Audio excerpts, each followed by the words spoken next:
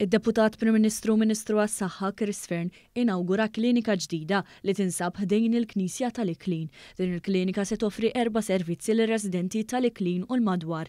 Dawn ikkonsistu mill-klinika tat-tabib tal-familja, il-klinika tal-infermieri, servizz tal-patoloġija tal-lingwa mitkellma u tal-ortotika.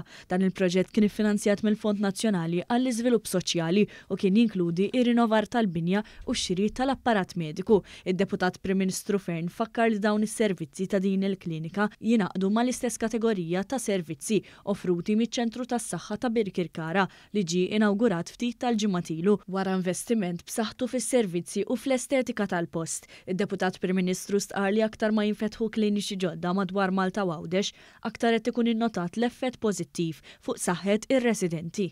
Iktar ma jgħaddi żmien iżjed qiegħed jidher kif il-ċentri komunitarji għas-saħħa l-Bereġ qegħdin ikunu mhux biss mill-qwa tajjeb imma qegħdin iħallu effett tajjeb fuq is-saħħa tal-pazjenti tal-klijenti illi jkun hemm fl-ilbiet u l-irħula tagħna. U għalhekk qed inkomplu niftħu aktar Bereġ, aktar ċentri komunitarji għas-saħħa madwar Malta u Għawdex.